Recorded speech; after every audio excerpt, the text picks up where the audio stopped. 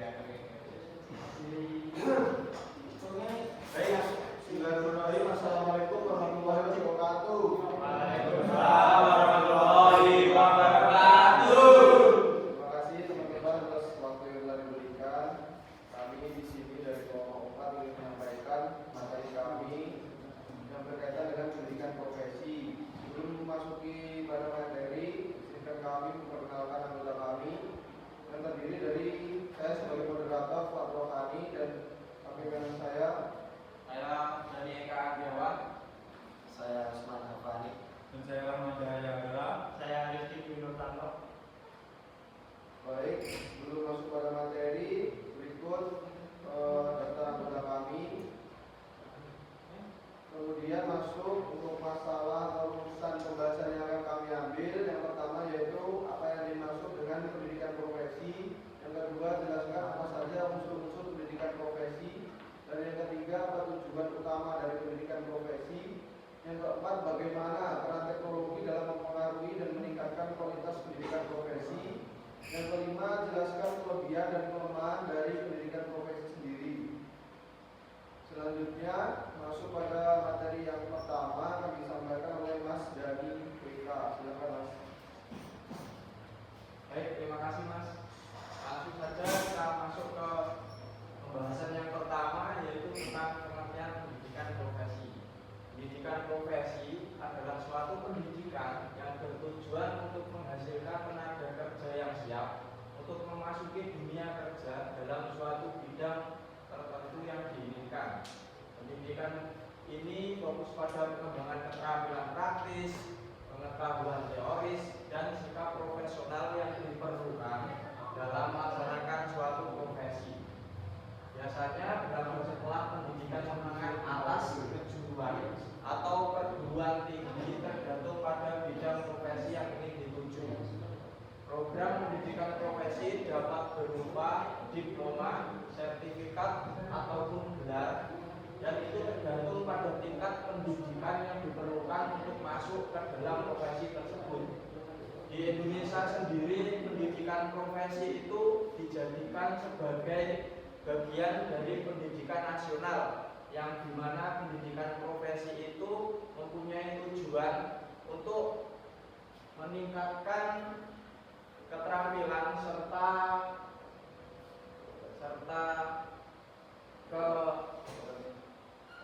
keprofesionalan di suatu bidang pekerjaannya. Untuk pendidikan profesi sendiri dibagi menjadi dua arti, yaitu arti luas dan arti sempit.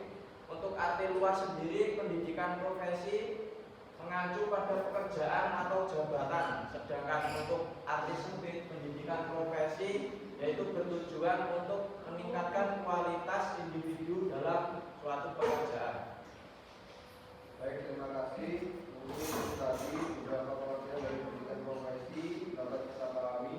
Untuk selanjutnya masuk ke B, unsur-unsur pendidikan profesi yang akan disampaikan oleh Mas Usman Hafani.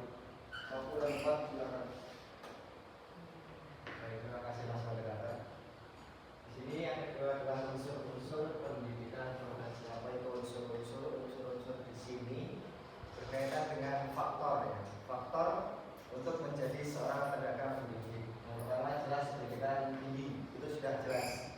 Menurut yang sudah tertera di standar internasional, seorang yang menjadi tenaga pendidik atau seorang guru itu wajib mendapatkan strata 1 atau sarjana 1, minimal berpendidikan tinggi. Mengapa?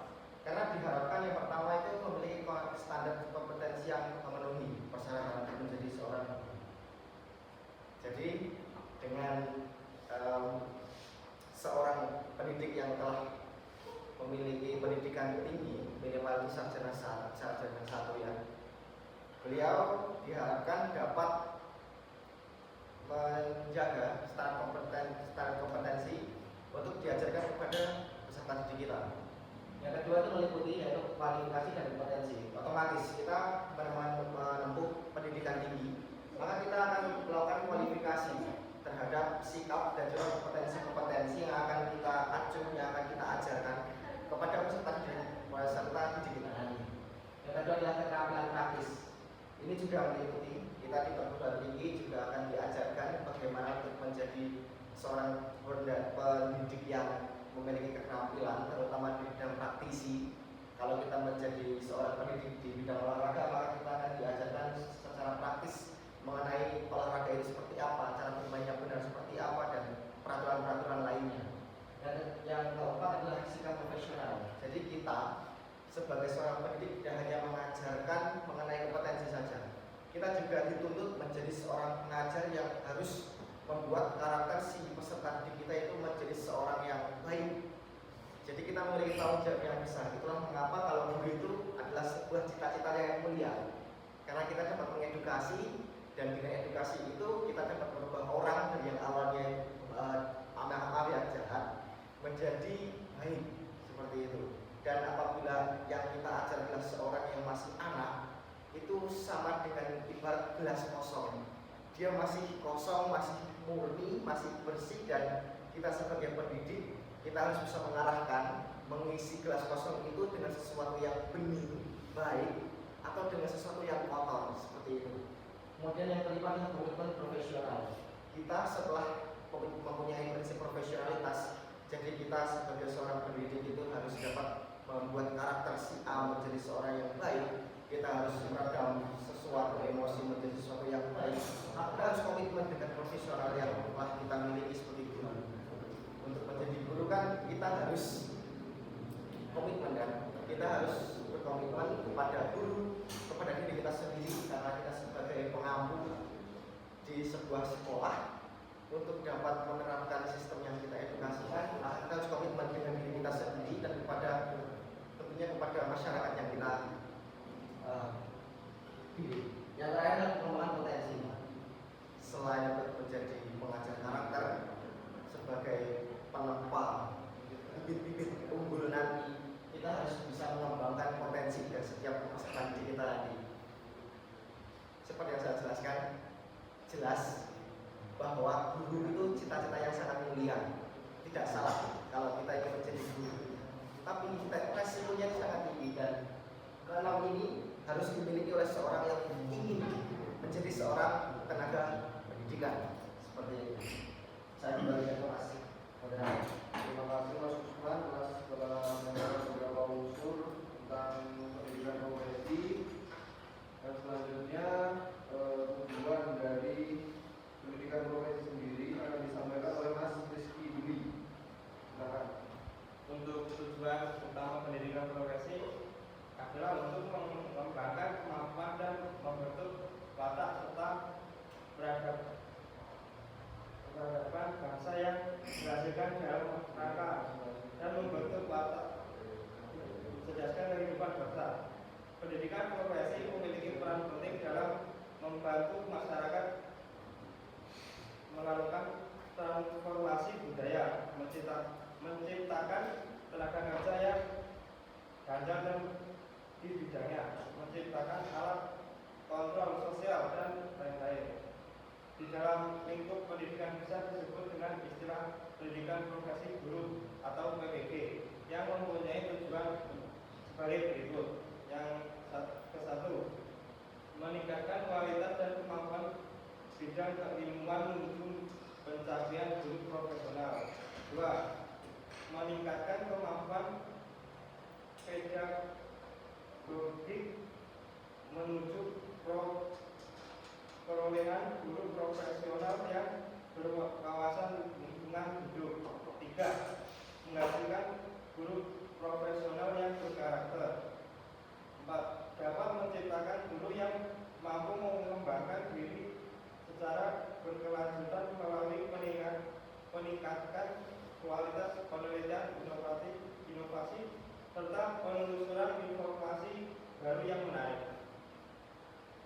Baik, terima kasih. Itu tadi tujuan dari utama pendidikan profesi yaitu membentuk karakter kita sebagai calon pendidik. Kalau di dunia pendidikan bisa kita sebut PPG ya. Selanjutnya masuk ke materi peran teknologi dan meningkatkan pendidikan profesi. Akan disampaikan oleh Mas Mahmada. Terima kasih Mas Mahmada.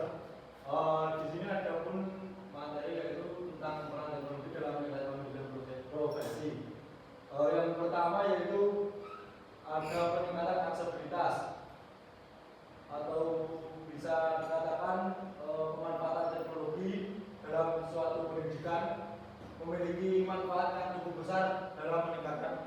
kualitas yang terutama bermanfaat untuk para guru ataupun karyawan yang mengajar di instansi ataupun di golongan-golongan tertentu.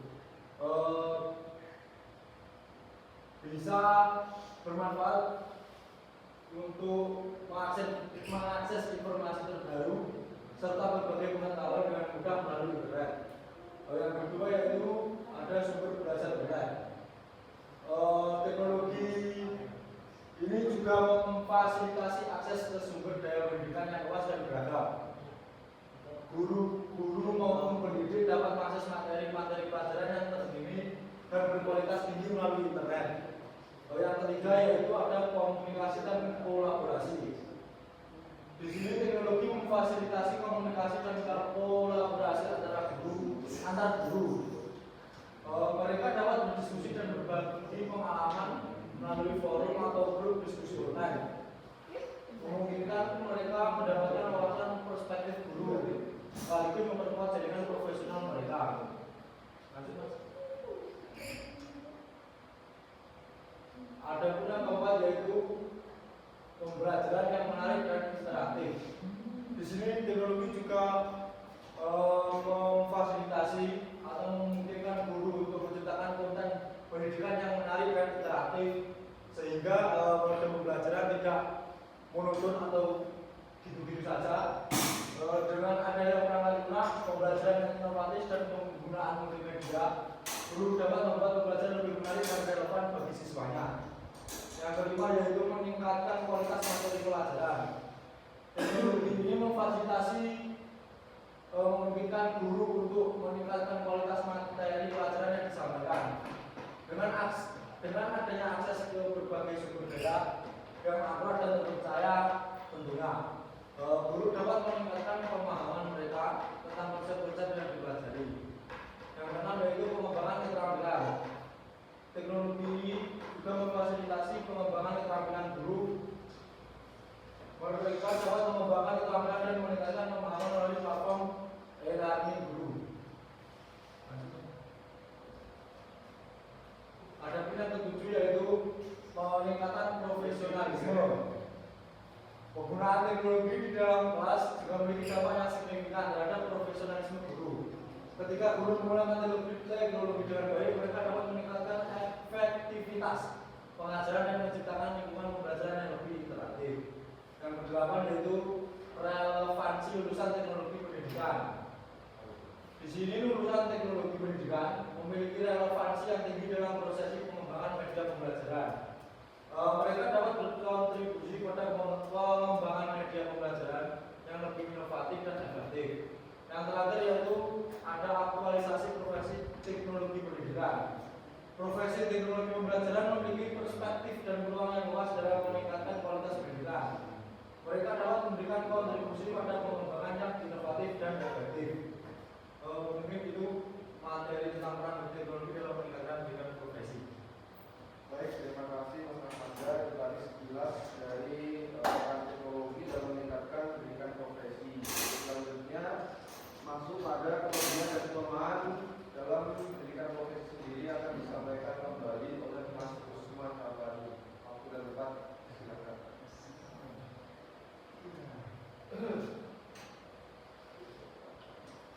Baik, selanjutnya yang terakhir kelebihan dan kelemahan pendidikan profesi. Untuk kelebihannya yang satu mempengaruhi kehidupan siswa, yaitu penting teman-teman. Jadi seorang tenaga pendidik itu harus bisa mempengaruhi seorang siswa, ya, untuk dapat beranjak berubah dari yang stagnan menjadi lebih maju, yang buruk menjadi lebih baik. Yang kedua adalah memberikan kontribusi kepada masyarakat. Betul, tenaga pendidik tidak hanya di sekolah, tidak hanya di kampus, tidak hanya di tempat pembelajaran, namun juga harus dapat bersikap di masyarakat. Yang ketiga adalah kestabilan karir. Karir seorang guru itu ditentukan dari cara dia mendidik. Jadi apabila dia mendidik seorang siswa dalam sekolah, dalam suatu tempat pembelajaran itu efektif dan efisien, maka itu akan menjaga karir dia.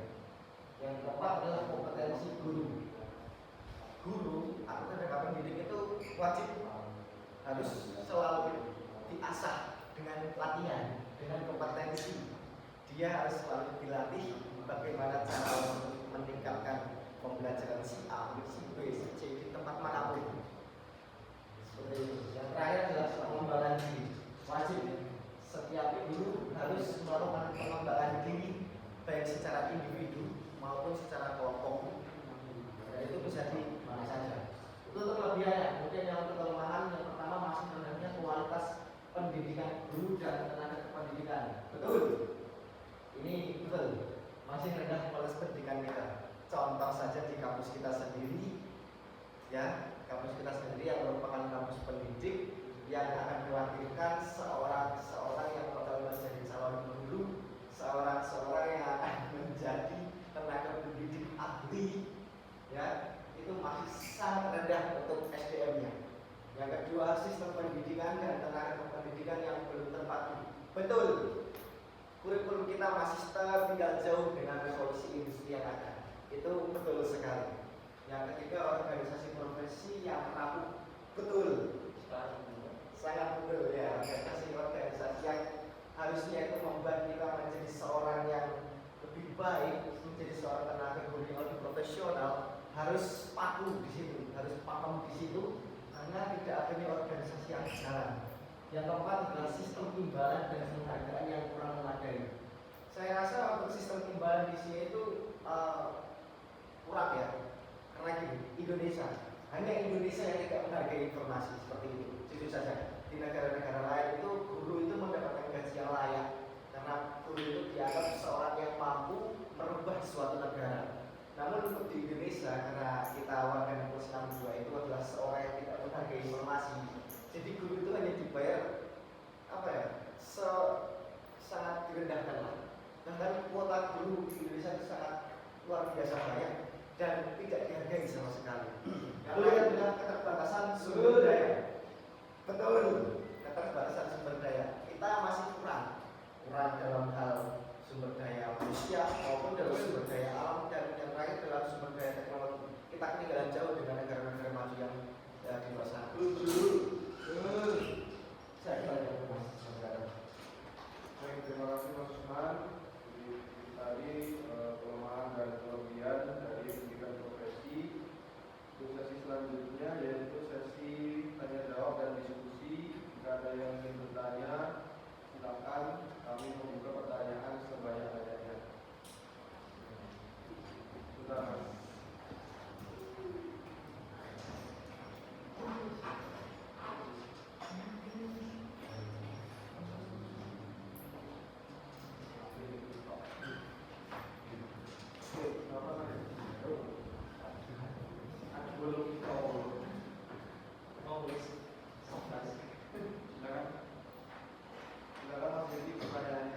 Baik, terima kasih atas waktunya. Izin bertanya, bagaimana pendidikan profesi dapat beradaptasi dengan perubahan cepat dalam teknologi dan kebutuhan pasar kerja? Saya ulangi, bagaimana pendidikan profesi dapat beradaptasi dengan perubahan cepat dalam teknologi dan kebutuhan pasar kerja.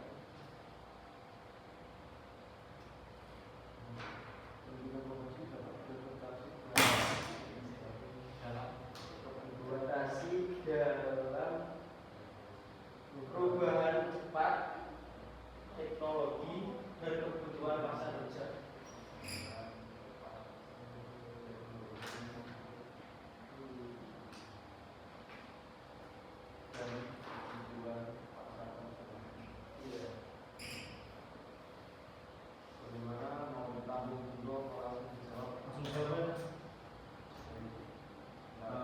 Baik, di sini saya mau menjawab dari pertanyaan dari Mas Rizky. Tadi pertanyaannya yaitu bagaimana pendidikan profesi dapat beradaptasi dalam perubahan cepat teknologi dan kebutuhan pasar kerja. Di sini pada pendidikan profesi perlu beradaptasi secara dinamis untuk mengikuti perubahan cepat teknologi dan kebutuhan pasar kerja. dan di dalamnya itu terdapat beberapa strategi yang diantaranya yaitu yang pertama kolaborasi dengan industri, yang kedua yaitu kurikulum yang fleksibel dan terbarukan, yang ketiga yaitu pengembangan keterampilan digital dan teknologi, yang keempat pembelajaran berbasis proyek dan masalah, yang kelima yaitu pelatihan dan pengembangan dosen, yang keenam yaitu pembelajaran seumur hidup atau lifelong learning, yang ketujuh yaitu infrastruktur dan fasilitas modern, yang kedelapan evaluasi dan umpan balik berkelanjutan. Di dalam mengimplementasikan strategi tersebut, pendidikan profesi dapat relevan dan selalu efektif dalam menghadapi perubahan teknologi dan kebutuhan pasar kerja yang secara dinamis. Mungkin ada yang mau menambahkan? Silakan bagi yang mau menambahkan untuk asumsi lain dari pembahasan yang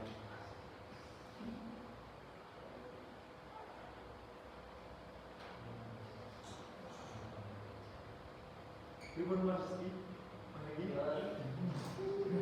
itu jawabannya cukup banyak sekali dan bisa menjawab pertanyaan saya dan saya lebih paham lagi tentang bagaimana kerja pendidikan profesi itu selanjutnya. Terima kasih untuk Mas Abdul.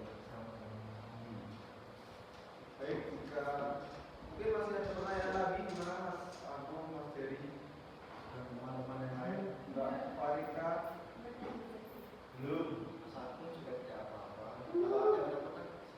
Silakan Mas Dery, kalau ada pertanyaan silakan. Dan teman-teman yang lain. Silakan. Baik, mungkin kalau jika tidak ada, kita lanjutkan untuk kesimpulan akan disampaikan oleh Mas Rizky Bilurianto, Pertanto. Mas Rizky. Untuk kesimpulan, pendidikan profesi adalah suatu pendidikan yang bertujuan untuk menghasilkan tenaga kerja yang siap untuk memasuki dunia kerja dalam suatu bidang tertentu yang diinginkan. Pendidikan ini fokus pada pengembangan keterampilan praktis, pengetahuan teoritis, dan sikap profesional yang diperlukan dalam melaksanakan suatu profesi. Biasanya berlangsung setelah pendidikan menengah atas atau perguruan tinggi, tergantung pada bidang profesi yang ingin dituju. Program pendidikan profesi dapat berupa diploma, sertifikat atau gelar, tergantung pada tingkat pendidikan yang diperlukan untuk masuk ke dalam profesi tersebut. Pendidikan profesi di Indonesia merupakan bagian penting dari sistem pendidikan nasional yang bertujuan untuk mempersiapkan individu dengan keterampilan dan pengetahuan khusus yang dibutuhkan dalam suatu profesi tertentu. Pendidikan ini sangat penting dalam proses kehidupan bangsa karena posisi pendidikan yang sangat penting untuk menunjang sebuah pekerjaan atau profesi yang diinginkan. Baik, terima kasih Mas Rizky. Mungkin itu tadi